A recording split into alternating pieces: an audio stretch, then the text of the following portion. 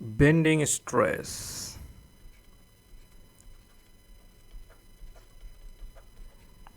Bending stress.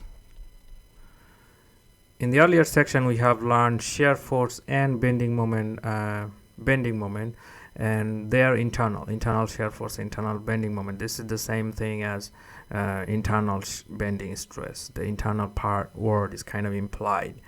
Now, bending stress, which is FB, that's the notation that we use for bending stress. And then because we are going to use this as for our beam design, then we need to have the notation for allowable stress. So allowable stress is defined as use FB.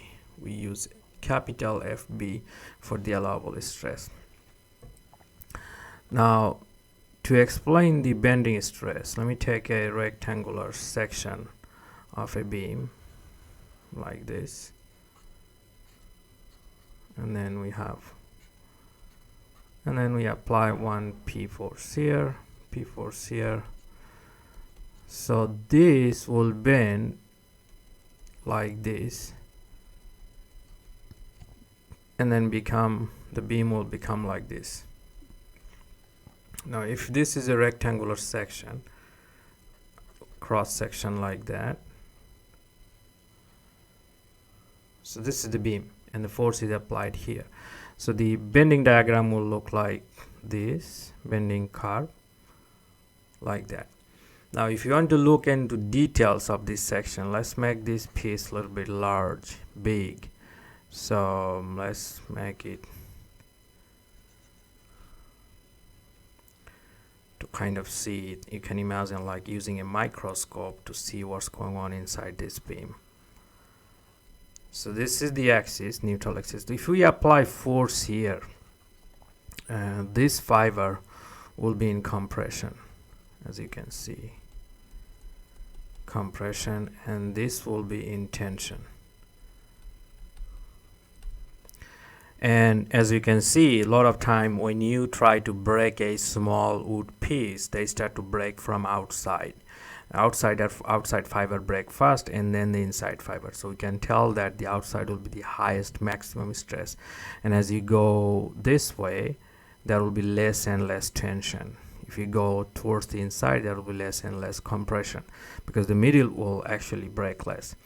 Another way of thinking, this layer, this piece is, if you think of like, is made of bunch of layers like that, fiber layers, and then this one is not changing. The middle section, the length is not changed, because the outside is tension, the inside is compression. The length is not really changed here, so there is no tension or compression here. That's why this axis is called neutral axis. Neutral axis, axis, or zero compression, zero shear. If we try to plot this in a axis like this, let's see if I can draw that.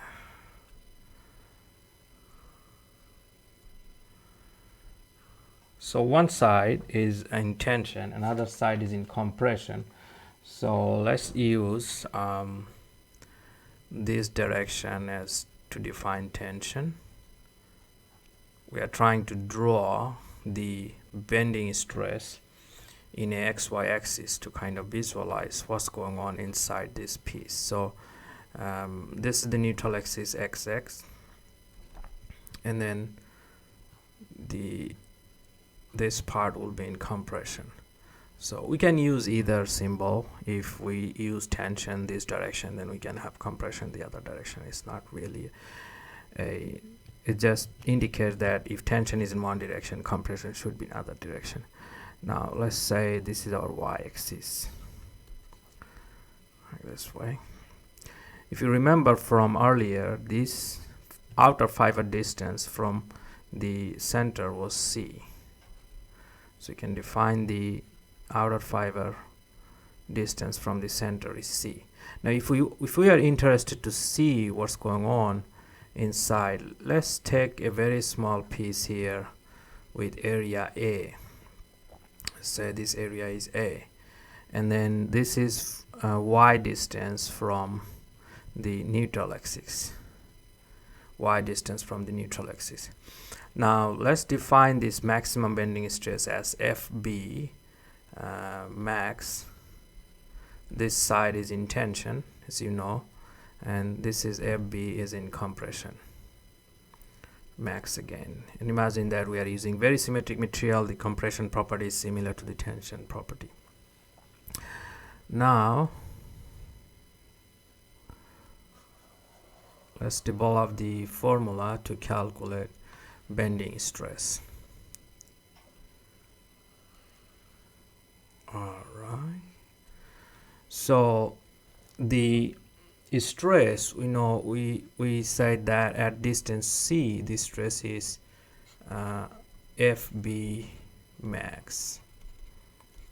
So at distance Y we can write this stress would be FB max by C times Y. Imagine that this stress kind of proportionally changes from the center to the outer fiber. So we know the stress. Now the force, we can calculate force from stress. Force is equal to stress time distance.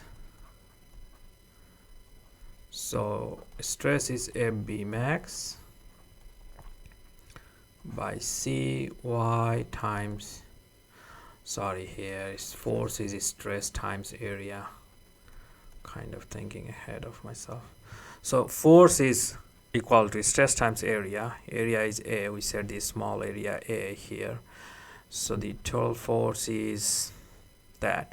Now if you want to calculate moment at distance Y, so moment at distance Y, that would be force times distance. Now that's the equation I was thinking when I wrote the stress equation. Anyway, you guys know that force is stress time area. So there is no confusion on that. We have used so many times.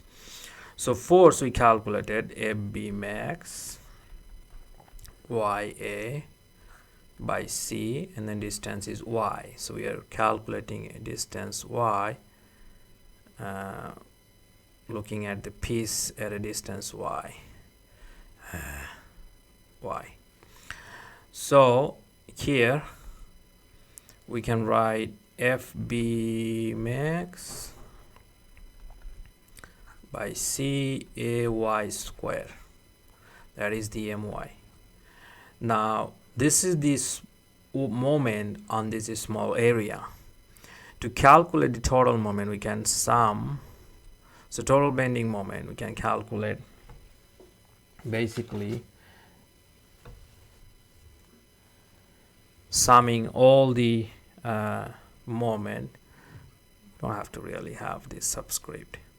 So summation of MY, which is equal to summation of FB max by C AY square. So you can see FB max by C is a constant, so you can bring that before the summation sign, and AY square.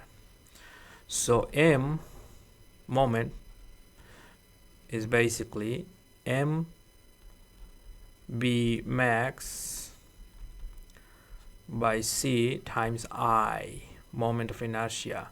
Summation of AY square is basically moment of inertia. So that's the basic formula to calculate bending stress. Now we can solve for FB to find that.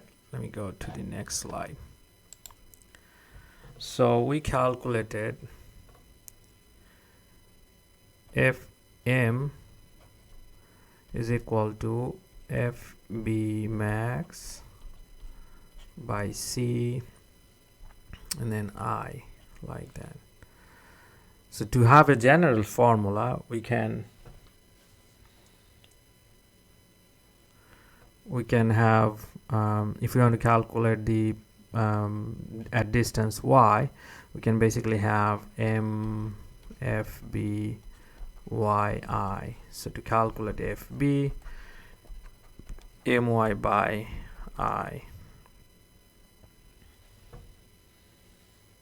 we can use that formula if you are interested in finding bending stress as a distance y, which is typically not, because most of the time the stress we are interested in maximum bending stress, which is mc by I, like that.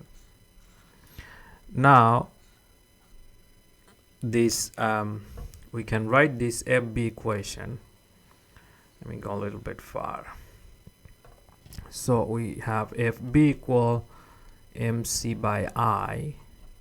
We can write MI by C. As you can see, this piece I by C is related to the shape of the material. It's a geometric property. It's related to the shape or geometry of the material. Is it a rectangular section or circular cross section? Depending on what type of section is that, the I by C changes. And that's why this thing has another name called section modulus. Which section is that? What type of section is that? So section modulus.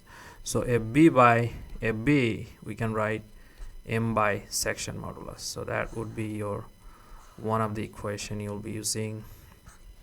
We'll be using this equation too, and then this one, and then we can solve for M. We can write FBS. Now if we are interested to find out maximum allowable moment, then you should use allowable stress, maximum allowable stress, which is capital B. We have defined that. So that would be our equation number 4. And then if we are interested to find out if we are designing the material, we want to see what kind of section do we need, how big the material we need, then we are interested in finding S. We are designing, so we can calculate this by FB. As you can see, this is allowable stress. So use allowable stress and then compare that with that moment to calculate the section modulus, and then we exactly know what kind of shape or how much or how big material we need for the beams. So these formulas are called Flexure formulas too. Kind of fancy name. Flexure formulas. Basically flexing of beams, things like that. So that's it about the bending stress in beams or Flexure formula.